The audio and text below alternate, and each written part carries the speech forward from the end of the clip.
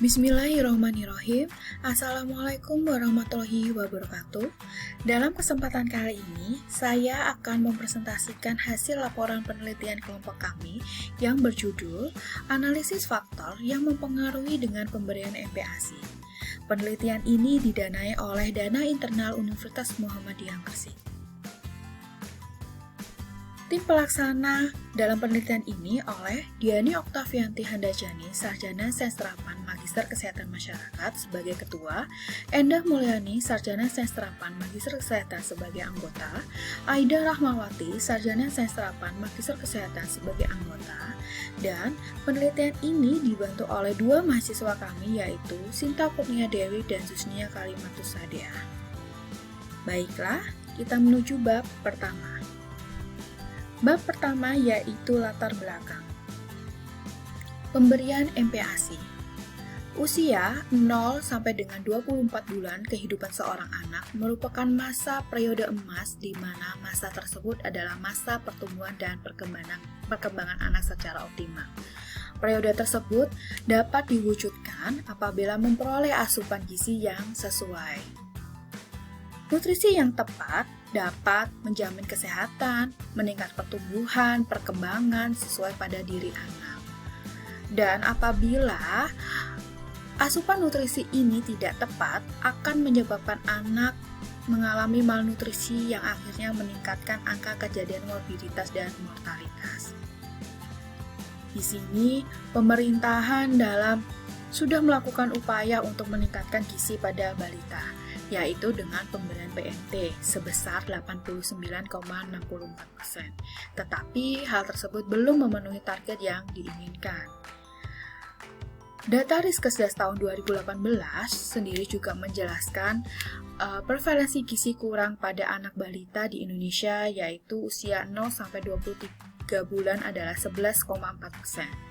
Gizi buruk 3,8%, stunting 12,8%, balita sangat kurus dan kurus yaitu 4,5% dan 7,2%.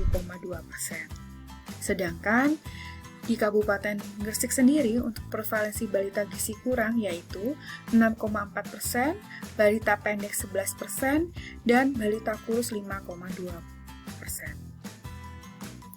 Untuk masalah gizi, WHO juga melaporkan dalam resolusi World Health Assessment tahun 2002 bahwa 60% kematian pada balita secara langsung maupun tidak langsung disebabkan oleh kurangnya gizi. Dan 2/3 kematian tersebut terkait dengan praktek pemberian makanan yang kurang tepat pada balita.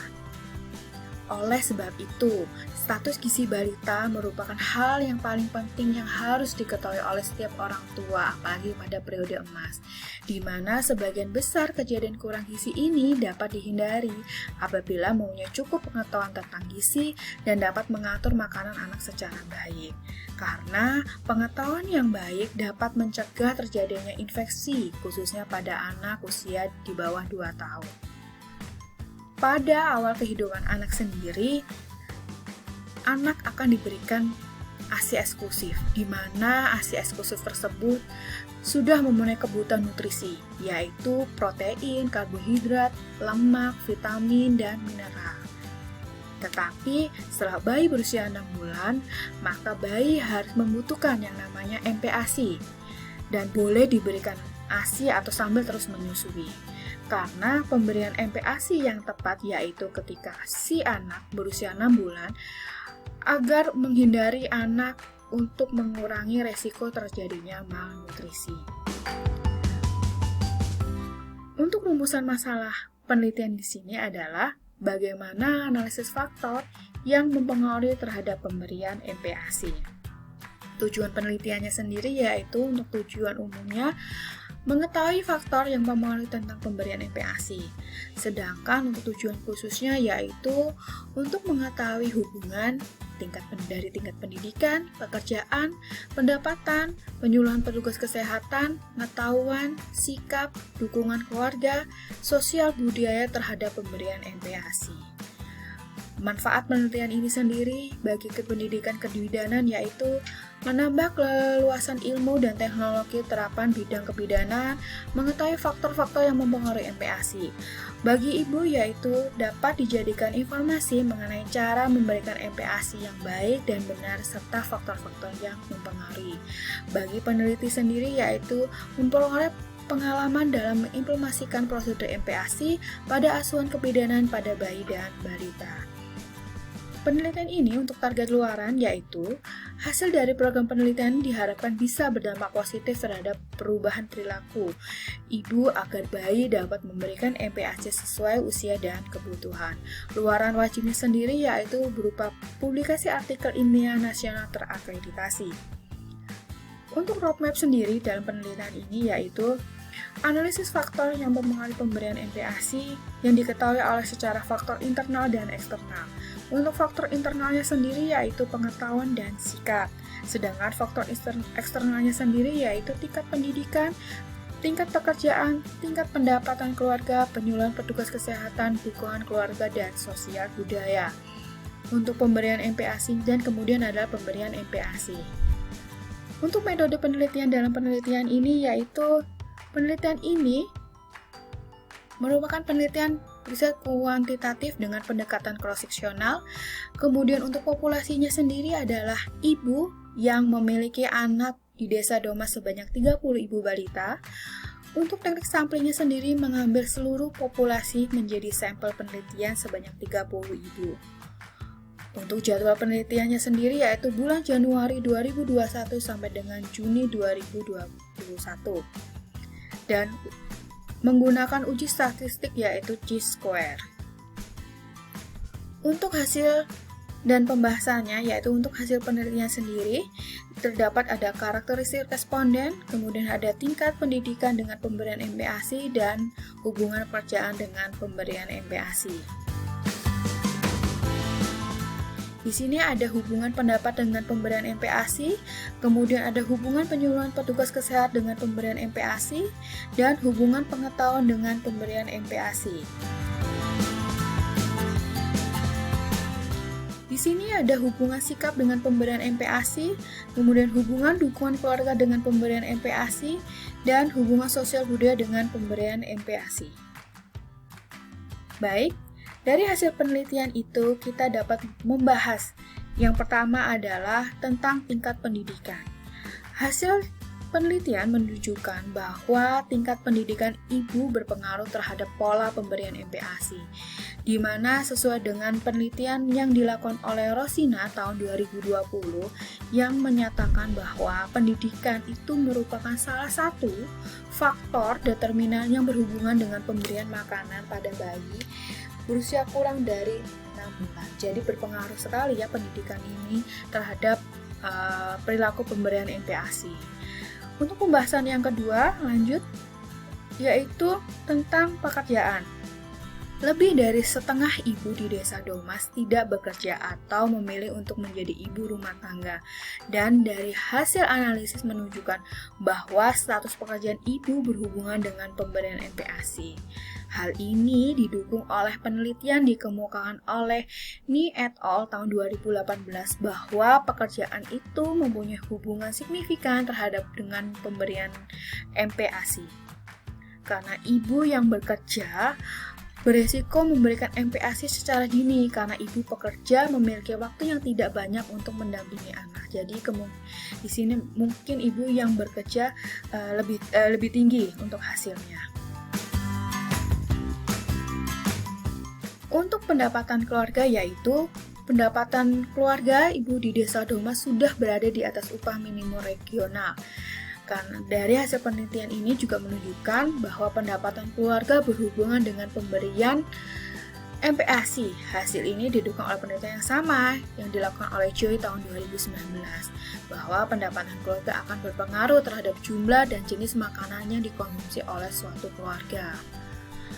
Keluarga dengan pendapatan tinggi akan memiliki kesempatan lebih baik dalam memberikan variasi makanan untuk keluarganya.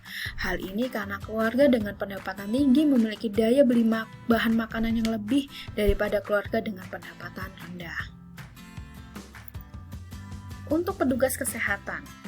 Dari hasil petugas kesehatan di Desa Domas, sebagian besar telah melakukan penyuluhan mengenai pemberian MPASI dan berhubungan dengan pemberian MPASI. Hubungan ini diperkuat oleh hasil penelitian yang dilakukan oleh AD tahun 2015 mengatakan bahwa terdapat perbedaan yang signifikan antara kelompok yang diberi penyuluhan yang diberikan dan tidak diberikan penyuluhan. Penyuluhan yang dilakukan oleh petugas merupakan salah satu upaya promotif dalam pola pemberian MPASI, di mana penyuluhan ini akan menambah pengetahuan ibu untuk dapat memberikan makanan pendamping yang tepat gizi dan mudah dalam penyajiannya. Kemudian, hasil penelitian tentang pengetahuan yaitu menunjukkan di sini adalah pengetahuan ibu di Desa Domas mempengaruhi terhadap pemberian MPASI. Hal ini sama juga yang dilakukan penelitian oleh Fatmawati bahwa pengetahuan memiliki pengaruh terhadap pemberian MPASI, di mana pengetahuan merupakan dasar utama manusia untuk melakukan sesuatu yang didasari oleh perilaku. Di sini dengan pengetahuan dan perilaku yang baik, ibu akan memberikan MPASI karena ibu yang tidak memiliki pengetahuan tentang MPASI sebagian besar tidak akan memberikan MPASI kepada bayinya secara baik. Kemudian hasil penelitian dari sikap yaitu di Desa Domas, hasil sikap ini mempengaruhi terhadap pemberian MPASI. Hal ini sama dengan penelitian yang dikemukakan oleh Mahdas tahun 2019 bahwa sikap ibu mempengaruhi terhadap pemberian MPASI. Di sini sikap sendiri merupakan tindakan yaitu reaksi terbuka atau aktivitas, tetapi merupakan faktor predisposisi perilaku yaitu reaksi tertutup. Sehingga sikap ibu yang positif akan memiliki kategori baik. Nah, kategori baik ini akan menjadikan peluang untuk memberikan MPASI dan mempunyai resiko kecil untuk ibu tidak memberikan MPASI atau bayi akan tidak diberikan MPASI pada usia kurang dari 6 bulan. Untuk dukungan keluarga dalam penelitian ini hasilnya itu menunjukkan pengaruh terhadap pemberian MPASI. Artinya, dukungan keluarga yang diberikan kepada ibu di Desa Domas adalah kuat sehingga meningkatkan kemungkinan pemberian MPASI. Karena jika seseorang tidak memiliki dukungan keluarga yang baik, maka akan meningkatkan pemberian MPASI dini, jadi bukan tepat waktu. Seperti itu. Jadi anggota keluarga yang memberikan dukungan yang kuat seperti pertolongan dan bantuan juga support terhadap keluarga lainnya merupakan pencerminan dari fungsi keluarga yang baik. Kemudian di sosial budaya, sebagian sosial budaya atau sebagian besar ibu di Desa Domas ini memiliki sosial budaya yang kuat. Hasil penelitian ini juga ditunjukkan dari penelitian yang dilakukan oleh Happy tahun 2018 bahwa faktor budaya ini merupakan salah satu faktor yang berhubungan dengan pemberian MPASI.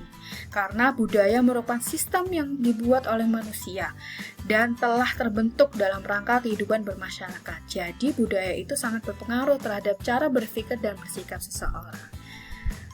Jadi untuk kesimpulan dari penelitian ini adalah berdasarkan data dari karakteristik responden, penelitian didapatkan hasil bahwa tingkat pendidikan, pekerjaan, pendapatan, penyuluhan petugas kesehatan, pengetahuan, sikap, dukungan keluarga, dan sosial budaya mempengaruhi terhadap pemberian makanan ASI atau MPASI.